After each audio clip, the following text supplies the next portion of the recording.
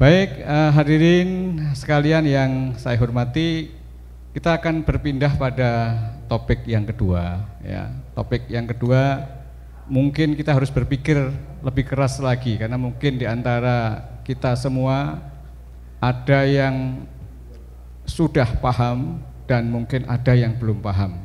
Karena topiknya adalah asuransi.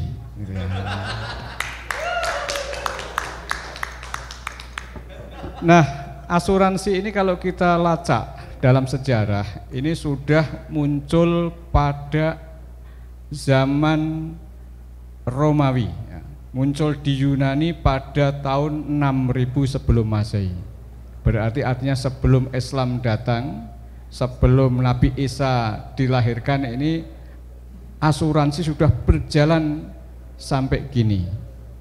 Nah, kemudian asuransi ini ternyata sekarang ini di Indonesia ini ada yang menjadi kebutuhan dan ada yang menjadi keharusan. Kalau menjadi keharusan berarti artinya keterpaksaan. Misalnya sebagai contoh, saya pinjam utang ke koperasi atau ke lembaga finance misalnya. Utangnya banyak, misalnya utangnya 100 juta atau 200 juta. Nah, pihak lembaga finance itu tidak mau kalau saya tidak ikut asuransi. Karena nanti akan repot manakala ketika saya belum lunas utangnya tiba-tiba saya mati, kan begitu. Nah, maka ada kewajiban untuk mengikuti asuransi. Karena yang akan menanggung nanti kalau seseorang yang utang piutang itu meninggal dunia, bukan ahli warisnya yang nanggung utangnya, tetapi pihak asuransi sebagai penanggung ini yang akan menggantikan atau menyelesaikan hutang-hutang yang dipinjam oleh yang utang tadi, ya, misalnya saya tadi gitu. Ini wajib, mungkin di Bank Nusamba juga disarankan atau diwajibkan begitu. Saya kira semua lembaga finance begitu, karena tidak mau repot ketika orang yang utang itu nanti meninggal dunia. Karena istrinya, anaknya, saudaranya, simbahnya, bapaknya suruh nanggung utang itu nggak mau, itu akan merepotkan. Maka mau tidak mau harus wajib mengikuti asuransi. Berarti orang yang mengikut asuransi yang demikian ini kan berarti kan terpaksa. Tetapi ada satu sisi lain lagi, asuransi itu menjadi kebutuhan oleh orang-orang kota, bahkan oleh orang-orang desa juga. Ya. Kaitannya misalnya ada pendidikan. Saya ingin menyekolahkan anak supaya nanti sampai perguruan tinggi, saya supaya ringan. Ketika anak saya lulus SD, saya dapat uang untuk memasukkan anak saya. Begitu juga SMP, SMA sampai ke perguruan tinggi. Namanya asuransi pendidikan. Ada juga asuransi yang lain, asuransi kebakaran misalnya. Orang-orang kaya punya pabrik, punya rumah mewah, juga diasuransikan. Ada lagi asuransi kesehatan. Nah, ini asuransi kesehatan yang mungkin ada BPJS juga begitu. Karena supaya kita itu nanti tidak repot ketika kita sakit atau yang ada keluarga yang terkena musibah, kita mengikuti asuransi ini. Nah, ini menarik untuk kita bincangkan kaitannya dengan pertanyaan yang telah saya rumuskan, ya. Apakah asuransi itu sesuai ataukah bertentangan dengan ajaran Islam? Mengingat asuransi sudah muncul di Romawi dan di Yunani pada 600 sebelum Masehi. Lalu yang kedua muncul permasalahan juga, bagaimana hukumnya bagi perusahaan jasa asuransi dan para nasabahnya. Ini akan kita bedah sama seperti tadi. Saya persilahkan kepada penanggap pertama untuk menyampaikan. Silahkan Pak Yai memperkenalkan diri supaya tahu namanya.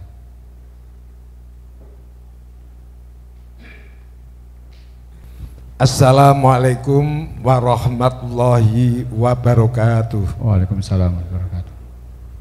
Saya perkenalkan, nama saya Usman Tahrir, asal kelahiran di Magelang, Saya mengucapkan terima kasih ada kesempatan untuk ikut dalam kajian yang diselenggarakan oleh PCNU Kendal, yang tentunya kita sangat berbangga punya rois yang benar-benar bisa kita jadikan rujukan untuk menanggapi berbagai problem masalah agama dari jawaban-jawaban beliau ketika kita mengajukan pertanyaan-pertanyaan atau masalah-masalah, semuanya terjawab dengan tuntas. Saya sempat tergelitik ketika moderator panjenenganipun Kiai Muzakam mengatakan untuk topik yang kedua adalah asuransi. Ini akhirnya saya ingat dari dua kata itu, ransi ini yang kalau asunya mungkin sudah maklum semua. Ransi itu kalau dilihat dari kamusnya itu punya arti brilian atau cerdas. Berarti kalau asuransi, asu yang brilian atau yang cerdas begitu ya. Nah ini dari judul ini saja mungkin nanti juga akan timbul dua masalah. Artinya dua masalah, mungkin kalau niatnya bagus dengan briliannya, dengan kecerdasannya, akhirnya diperbolehkan. Itu kalau memang brilian dan cerdas, termasuk dalam berburu, ketika kita menggunakan asu yang sudah terpelajar, itu kan dari buruannya kan bisa halal. Tapi kalau asunya tidak terpelajar, ya akhirnya jadi haram. Maka dari hal ini saya akan menanggapi. Pertama saya akan mengarahkan tanggapan kaitan asuransi itu diperbolehkan dengan catatan selama bisa memenuhi aturan-aturan yang ada dalam fikih. Kalau tidak mengikuti aturan-aturan dalam fikih, berarti sebaliknya sesuai dengan judul asuransi. Demikian untuk tanggapan kami kembalikan. Assalamualaikum. Tepuk tangan. Nah, ini malah jadi komentar saya atau paparan saya di awal dikomentari. Ini bukan asuransi, tapi dari bahasa Inggrisnya insurance, kan gitu. Jadi bukan asu dan ransi, tapi ini insurance. Di sini ada yang namanya penanggung dan yang ditanggung. Ya, jadi kalau perusahaan asuransi itu biasanya menanggung. Kalau menanggung berarti ada kewajiban bagi yang tertanggung. Kalau yang tertanggung berarti harus membayar premi namanya.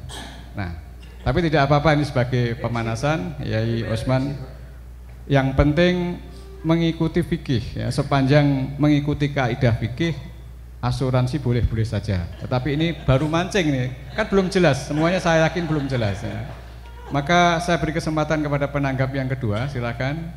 Siapa? Oh, monggo, Yai, silakan. Assalamualaikum warahmatullahi wabarakatuh. Abah Kiai Haji Daniel selaku Rois Suriah PCNU Kendal yang kami taati dan kami muliakan, juga moderator, semua hadirin hadirat yang kami hormati. Pertama saya kenalkan diri, nama saya Keswanto. Di sini masalah tanggapan untuk kedua dari pertanyaan tentang asuransi. Saya enggak pandai bersilat lidah, saya bisanya baca. Maka ya maklumilah tidak terbiasa untuk berbicara berdebat. Nah, kalau debat itu kukul kalahan, tapi yang penting menang. Bismillahirrahmanirrahim. Pendapat saya jauh berbeda dengan Bapak Usman. Menurut saya asuransi bertentangan dengan syariat atau ajaran Islam, meskipun asuransi sudah ada sebelum tahun Masehi. Tetapi pada zaman Rasulullah asuransi itu tidak pernah dilakukan. Tidak pernah dilakukan. Saya juga melihat dalam asuransi ada unsur-unsur yang bertentangan dengan syariat Islam. Menurut saya ada 3 hal utama yang ada dalam asuransi yang menyebabkan diharamkannya dalam syariat Islam, yaitu adanya ketidakpastian judi atau riba. Aspek gharar atau ketidakpastian yang ada dalam asuransi terletak pada jumlah premi dan klaim, serta kapan tepatnya nasabah mendapatkan uang klaim dari perusahaan asuransi. Tidak ana horor ada pula aspek mesir atau judi dalam akad asuransi. Aspek riba juga tampak dalam asuransi. Dalam akad asuransi, nasabah membayar premi kepada perusahaan asuransi. Lalu perusahaan asuransi akan memberikan dana klaim bila nasabah terkena musibah. Letak riba pada asuransi letak riba pada asuransi dengan akad dan dana klaim yang diterima. Bila jumlahnya lebih besar dari premi yang sudah dibayar, menjadi riba nasiah dan riba fadl. Sedangkan bila jumlahnya sama dengan premi yang dibayar, maka menjadi riba nasiah. Kepanjangannya ya tadi itu, asuransi itu beraneka ragam, tinggal prakteknya saja. Jadi nanti bisa asuransi dibolehkan juga bisa, tinggal prakteknya itu sangat berbeda-beda. Hanya demikian tanggapan dari saya secara singkat, biar waktunya nanti bisa cukup sampai jam 12. Mungkin topik ketiga uman waktu atau tidak dari saya. Terima kasih. Assalamualaikum warahmatullahi wabarakatuh. Waalaikumsalam warahmatullahi wabarakatuh. Tepuk tangan. Nah, ini sudah kelihatan ada pandangan yang berbeda. Ini menarik juga ini ya. Yang satu sepanjang mengikuti kaidah fikih itu boleh. Tetapi yang kedua dari Yai Kiswanto, kalau saya menyaring itu arahnya ke tidak boleh, arahnya ke haram karena ada unsur gharar, ada unsur maisir, ada unsur riba. Nah ini kan ada riba, ada maisir, ada horornya. Nah ini kan berarti kan artinya ya IKIS ini tidak bisa menghalalkan asuransi, kan nggak bisa ini. Ini kan satu membolehkan, satu tidak membolehkan. Nah ini barangkali ada yang akan menanggapi yang ketiga ini. Oh silahkan. Ini kalau Pak Fatkur Rahman ini kebetulan kan sarjana hukum dan magister ekonomi, sehingga mungkin bisa memberikan apa namanya, tapi juga santri, sehingga bisa diharapannya mendapatkan pencerahan juga. Silakan, monggo. Assalamualaikum warahmatullahi wabarakatuh. Perkenalkan, saya Muhammad Fatkur Rahman. Saat ini di jajaran PCNU diberi amanat sebagai Ketua Badan Khusus NU Kendal Online. Terima kasih Abah Roy Surya, Abah Kiai Haji Muhammad Daniel Royan, dan host Pak Musaka, juga yang menjadi fasilitator. Terima kasih Pak dari Nusamba. Jadi saya akan menanggapi yang disampaikan dari istilah tadi, mengagetkan kami juga. Asuransi itu mengagetkan, jujur. Padahal dari bahasa kan insurance, dari bahasa Inggris, saya akan memunculkan satu istilah di Jawa, ada tradisi budaya arisan. Nah itu hampir sama. Mungkin dari sisi Pak Yai Kiswanto tadi, apakah ada maisir, ada horornya, apakah itu sama plek? Mungkin dari sisi kebiasaan, orang mantu itu biasanya juga ada arisan. Hari ini ngasih gula, besok gula. Meskipun waktunya berbeda tapi kadarnya sama. Tetapi ada juga yang di Bu Laila ini misalnya PNS. Ini kan arisan di kantor pakai uang. Nah, dari tahun 2021 sampai dapatnya nanti tahun 2024 karena pesertanya banyak, ini secara ekonomi itu pasti nilai uangnya secara angka itu kan berbeda, nilai intrinsiknya berbeda. Nah sehingga ini juga mengandung horor tadi Pak. Nah kemudian arisan sekarang berkembang bukan cuma yang halal-halal, yang nyerempet misalnya, mungkin nggak ada istilah ya, arisan apa itu yang bodong ya. Arisan bodong ini kan negatif. Ini apakah itu termasuk asuransi? Nah, dalam kaidah ini saya ingin menyampaikan bahwa sepanjang kita tolong menolong, tujuan innamal a'malu binniyat, bahwa kalau dari bahasa hukum bahwa asuransi itu adalah mengalihkan bencana, pengalihan bencana dari seseorang ke lembaga lain. Sehingga perusahaan asuransi itu perusahaan yang menanggung bencana. Saya akan mengambil satu ayat dalam Al-Quran At-Taghabun ayat 11 bahwa tidak ada sesuatu bencana pun tanpa seizin oleh Allah Subhanahu wa taala. Jadi tidak ada orang yang ingin ditimpa musibah. Jadi itu murni dari Allah Subhanahu wa taala. Kemudian dari kaidah usul fikih bahwa asal sesuatu adalah boleh sepanjang tidak ada dalil yang mengharamkannya. Kemudian juga dari ta'awanu 'alal birri wat taqwa wa la ta'awanu 'alal itsmi wal 'udwan. Ini kita diperintahkan untuk tolong-menolong dalam kebaikan dan tidak diperbolehkan tolong-menolong dalam ketidakbaikan. Sehingga menurut saya bahwa asuransi ini ada sebuah perjanjian, ada sebuah akad yang adalah akad sosial, di mana sekarang ada asuransi kesehatan, asuransi pendidikan, asuransi kebakaran dan sebagainya. Ini intinya adalah saling tolong-menolong.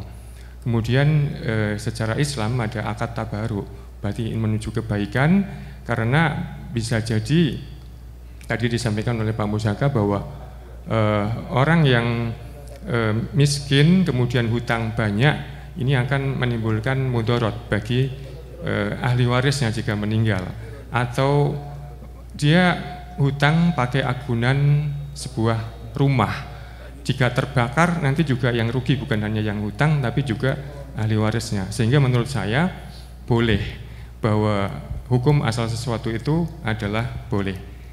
Itu kesimpulan yang bisa saya sampaikan. Terima kasih. Wassalamualaikum warahmatullahi wabarakatuh. Waalaikumsalam. Tepuk tangan untuk Pak Fatur Rahman. Ternyata juga makin menarik ya, ketika ada penanggap satu, penanggap dua yang berbeda pendapat, tetapi pendapat yang ketiga atau penanggap yang ketiga ini justru malah memperbolehkan, didukung oleh dalil usul fikih bahwa asal segala sesuatu itu sepanjang tidak ada dalil yang menghalalkan dan mengharamkan itu adalah ibahah, artinya boleh, mubah. Tambah lagi tadi malah ada unsur ta'awun ya, ada unsur tolong menolong, tadi ayatnya sudah dibacakan. Nah, sebelum Abah Daniel nanti menyimpulkan dan menanggapi satu persatu dari para penanggap, masih ada satu kesempatan lagi ini kepada penanggap yang keempat ya, dipersilahkan memperkenalkan diri aja ya. Matur suwun, nama saya Muhaimin dari Lembaga Dakwah Nahdlatul Ulama PCNU Kabupaten Kendal. Ini menarik sekali, sudah ada dua pendapat, mencoba untuk menguatkan kedua-duanya karena posisinya harus menengah-nengahi. Yang pertama, pendapat yang membolehkan asuransi ini sudah teruji. Buktinya 6000 sebelum Masehi sampai hari ini masih berlaku di masyarakat. Pasti ini sebuah hasil yang sangat menjanjikan, dalam arti menjawab bahwa masyarakat Indonesia ini dan seluruh masyarakat dimanapun sudah bisa meyakini bahwa asuransi menjadi salah satu solusi dari persoalan. Tadi memang berasal dari ma asaba min musibatin illa biidnillah, jagani nek ono musibah terus di kemudian hari tidak mampu untuk bisa membayarnya, ada yang menanggung. Asuransi ini ada yang penanggung yaitu dari asuransi sendiri, perusahaan asuransi, dan yang tertanggung bila mana nanti tidak mampu untuk membayarnya. Pengalaman pribadi alhamdulillah pernah ada hutang dan kemudian meninggal. Begitu meninggal tidak membayar. Selesai tanggung jawab untuk membayar hutang tersebut. Setelah karena ada asuransi. Contohnya kemarin pinjam sekitar 25 juta di BRI, begitu yang hutang ini meninggal, maka dengan sendirinya beban membayar itu sudah ditanggung oleh pihak asuransi. Ini nilai positifnya. Tapi di situ juga ada tidak keseimbangan. Karena beliau hutang banyak, baru membayar berapa sekian tapi sudah selesai. Dan dari dari yang keluarganya tidak punya beban untuk membayar tanggungan tersebut. Ini nilai yang cukup baik, membantu memang. Tetapi perlu juga dilihat kembali dalam semua akad tadi, sistemnya dan seluruhnya yang ada dalam asuransi, silakan untuk dicek kembali. Pasti hati nurani kita juga bertanya ketika kita pinjam 25 juta seumpama, tapi kita belum membayar kok selesai. Apakah di situ ada baiknya? Nilai positifnya seperti apa? Yang berhutang kan merasa terkejar-kejar, tidak enak sebenarnya, tidak enak hati. Wong kita pinjam 25 juta, baru membayar 1 juta, kok sudah selesai tidak membayarnya. Ini juga menjadi sesuatu yang kurang pas dan kurang mengenakan bagi yang terbebani hutang tersebut. Mungkin yang ahli warisnya juga tidak enak.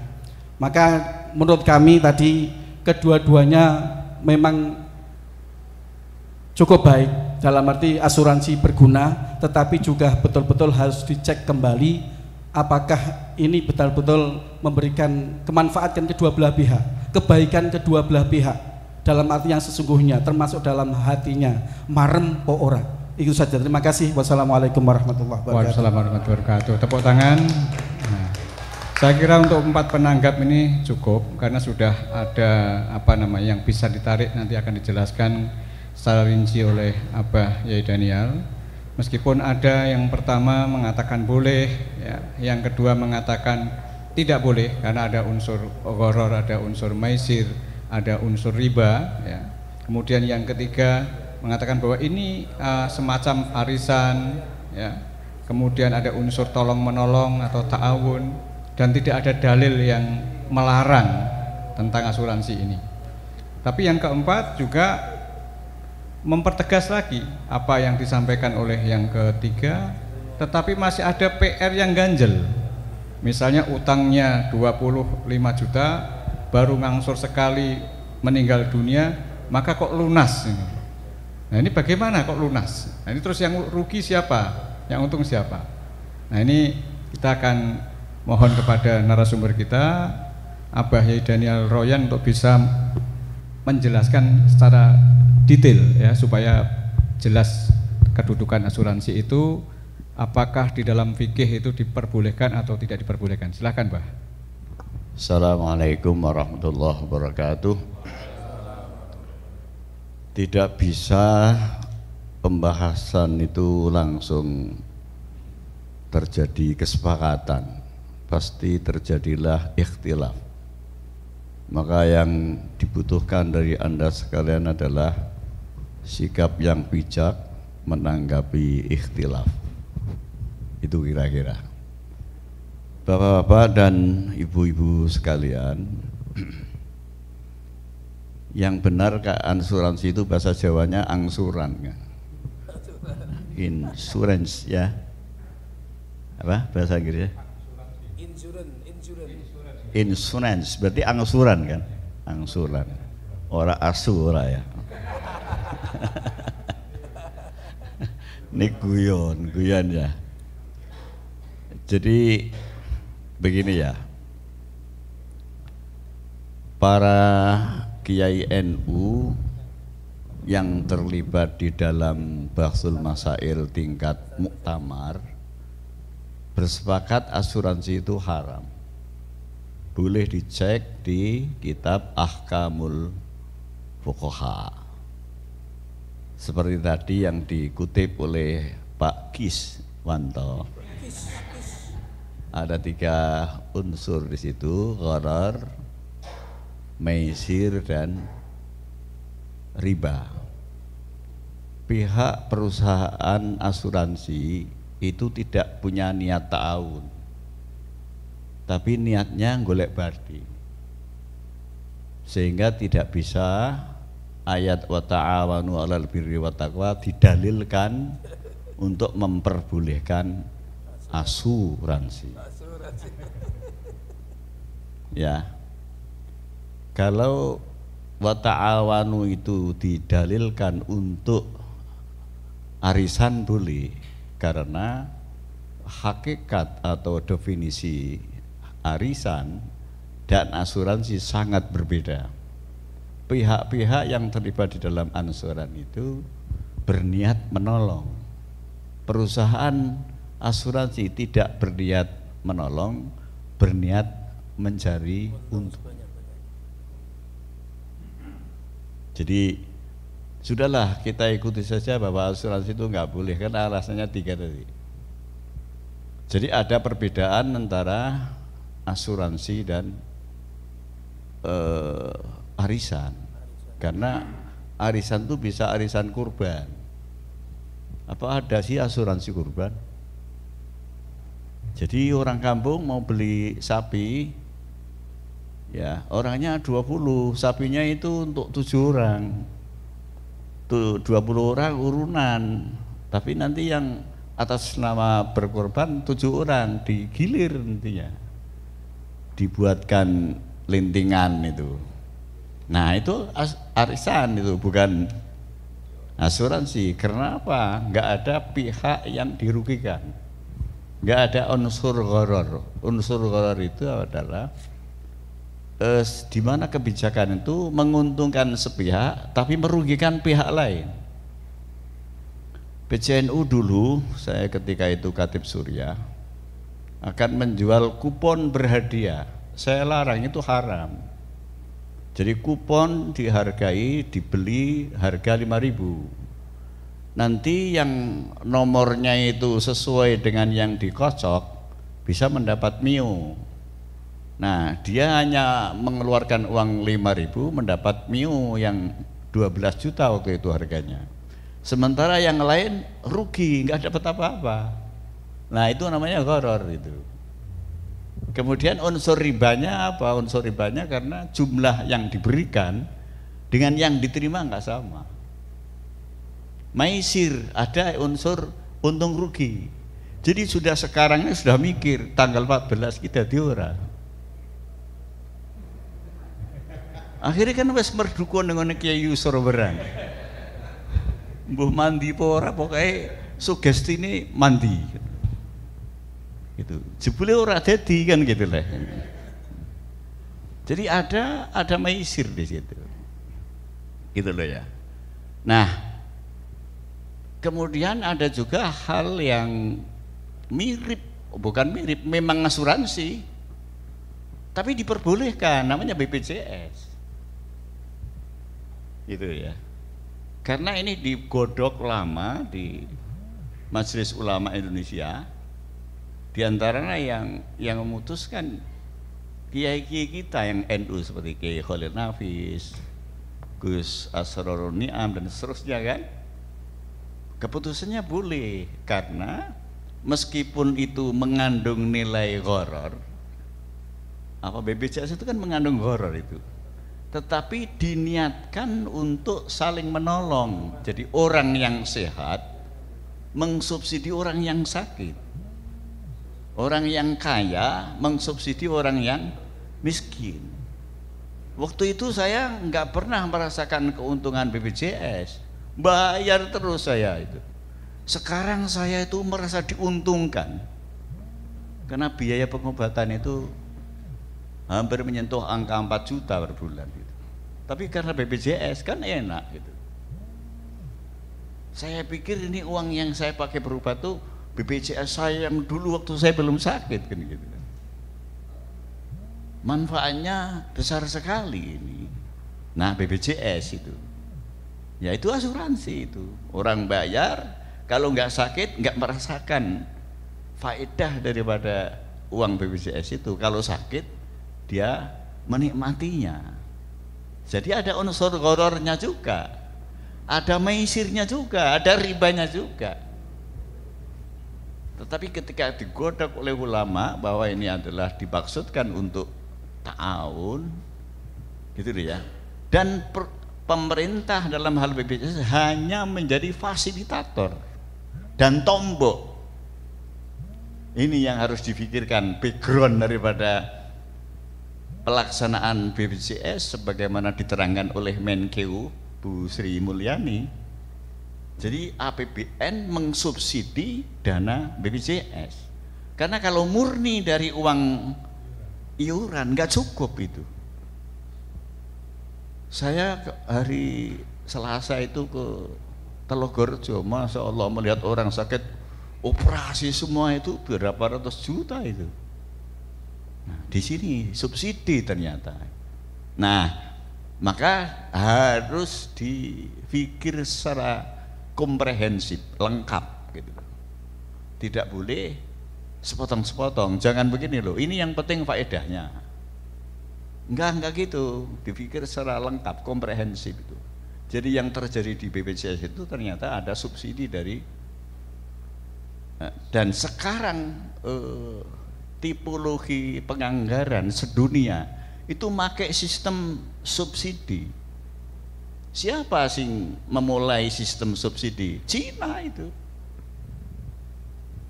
Akhirnya Amerika juga dalam menyusun anggaran ada sistem subsidi. Ini program untuk orang miskin, ini untuk solar. Kalau harga aslinya 10.000 supaya terjangkau 5.500. Ada subsidi. Tetapi nanti yang untuk pesawat apa namanya itu dimahalkan. Jadi yang sana nyubsidi ke sini. Nah akhirnya BPJS itu meniru sistem subsidi. Maka kalau sampean masuk ke Indomaret, Alfamaret, membuat harga itu sistem subsidi silang gitu. Itu kira-kira ya. Insya Allah benar. Saya pernah mengikuti pelatihan kesasar tentang marketing. Saya bukan orang marketing, pelajaran 2 hari tentang marketing. Ya malah paham sih. Ono untungnya untuk paham sedikit. Pernah dulu. Hadirin hadirat rahimakumullah, kemudian yang kita bahas lebih tertuju kepada asuransi yang include. Include itu madkhul, dicampurkan ke dalam biaya tiket penerbangan, biaya pembelian sepeda motor, biaya pembelian mobil, biaya ibadah haji. Gitu lah. Jadi di situ ada asuransi. Umpamanya tiket pesawat dari Semarang Jakarta seharga 1 juta, ada asuransinya 40.000. SIM juga ada 20.000. Ya, terus daftar haji ada ratusan ribu. Ada. Itu tidak boleh, tidak harus ada asuransi. Kalau saya dan sampean ngotot haram, enggak jadi haji. Itu loh yang kita maksud adalah, kalau ngotot enggak bisa naik pesawat. Kalau ngotot beli sepeda motor harus second. Tapi sebab kalau baru harus pakai apa namanya? Asuransi. Gitu loh. Hajinya itu wajib, asuransinya haram.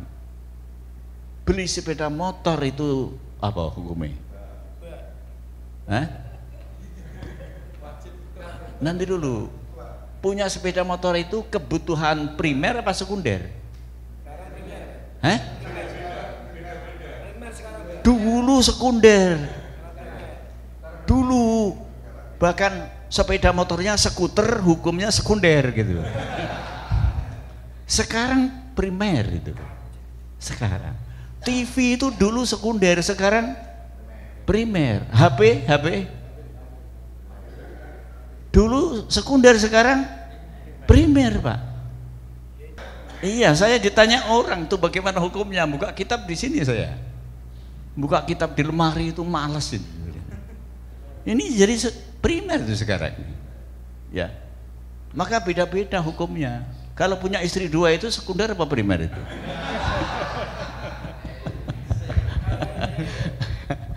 Tergantung kebutuhan ya. Nah, maka harus ada namanya mawazin, timbangan. Ya. Haji itu wajib, asuransi itu haram.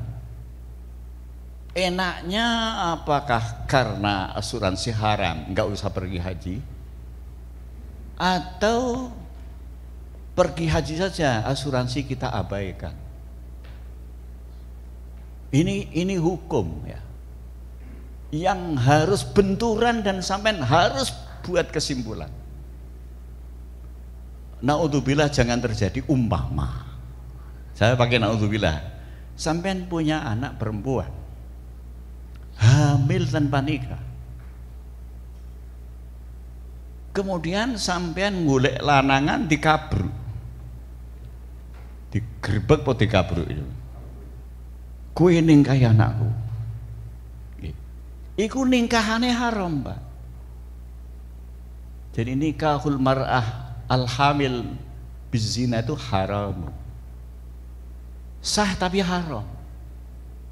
Haram tapi sah. Kok iso? Padha karo sampean salat nganggo sajadah lae nyolong. Salate sah menuhi syarat tapi haram mergo nyolong. Gitu kan? Lah urusan penak dhewe meneh iku nilai tambah. Bahasanya namanya nilai tambah gitu. Bukan nilai pokok, nilai apa? Tambah. Tambah ki plus, tapi jangan plus-plus ya. Jadi kemudian sampean ambil kesimpulan, ini nikah haram, jangan saya lakukan. Tetapi kalau tidak dinikahkan, wirangku kebuka, fadhihah. Kalau fadhihahku, kewiranganku tak tutup, anakku tak nikahi, tapi haram, mending di haram puo, ono puone nih kene. Haram puo, sing penting ora wirang. Lah haji ngono, wis haji, sing penting haji. Haram puo, sing penting haji. Sing sampean ora wani kan dumyang puo, sing penting wayuh iki sing ora wani kan.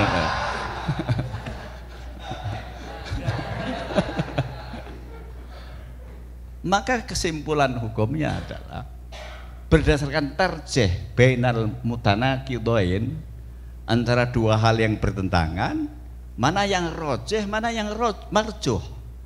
Yang rojeh hajinya, asuransi marjuh, maka kita ambil hajinya.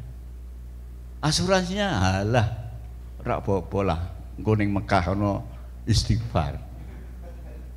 Kan gitu kan? Itu namanya halul muskilat, solusi terhadap problem solving, kira-kira gitu. Gitulah. Jadi ini jawaban yang mencarikan solusi, bukan malah menambah masalah gitu. Berarti asune wis kalah.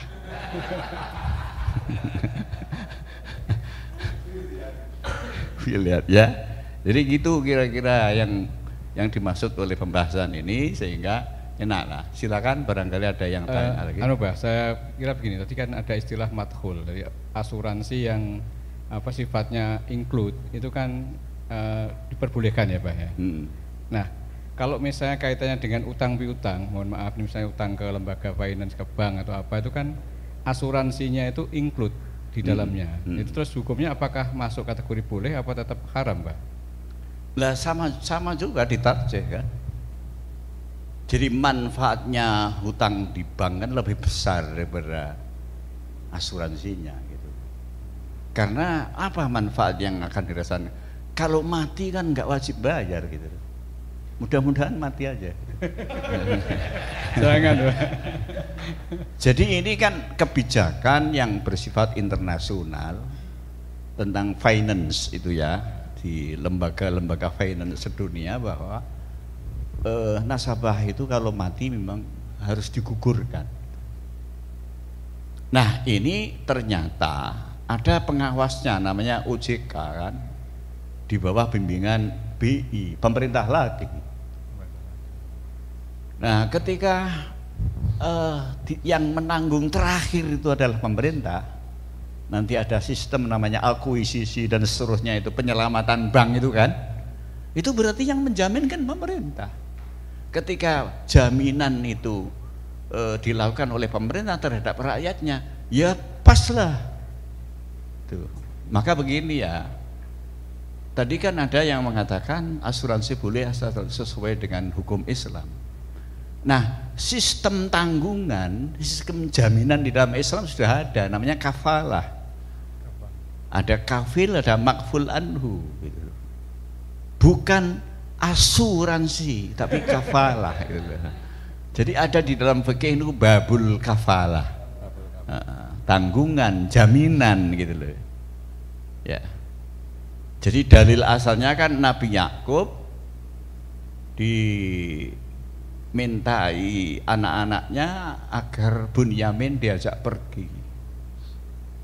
Nabi Yakub sudah menangis kehilangan Yusuf, kok sekarang Bunyamin mau diminta. Nabi Yakub minta jaminan kepada kakak-kakaknya Yusuf itu. Nah, di situ menjadi dalil awal tentang adanya kafalah di dalam Quran itu. Ya, masih ada lagi Mas? Cukup? Cukup. Terima kasih. Terima kasih Abah. Tepuk tangan untuk Abah Daniel.